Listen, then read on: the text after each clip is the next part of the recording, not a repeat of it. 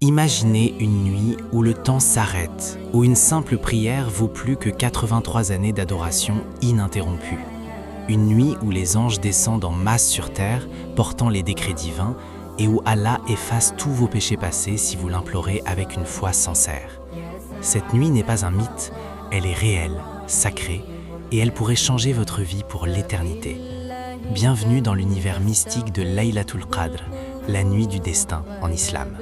Laylatul Qadr, ou la nuit de la valeur, est l'une des nuits les plus bénies du calendrier islamique.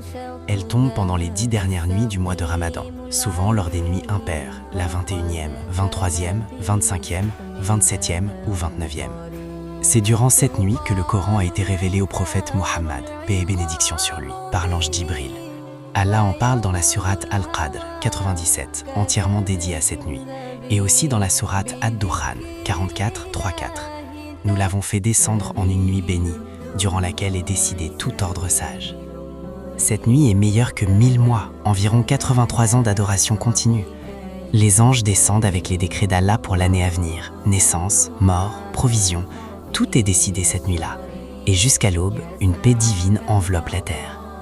Le prophète Mohammed, paix et bénédiction sur lui, a insisté sur son importance.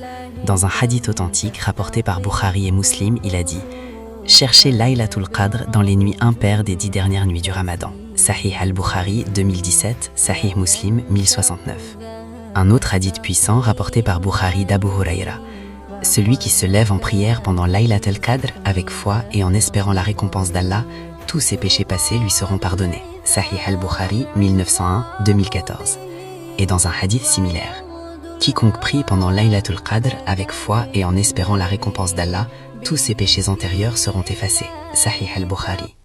Le prophète passait ses 10 dernières nuits en retraite spirituelle, irtikaf, priant intensément et réveillait sa famille pour l'adoration. Il a aussi enseigné à Aïcha, qu'Allah soit satisfaite d'elle, cette invocation puissante pour cette nuit. Allahumma innaka afuwun tuhibbul afwa fa'fu anni.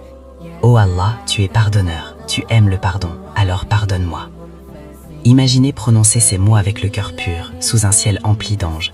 C'est une opportunité de renaissance spirituelle et de pardon total. Frères et sœurs, si ce rappel vous a touché, aidez-nous à faire pendre cette lumière de Laylatul Qadr.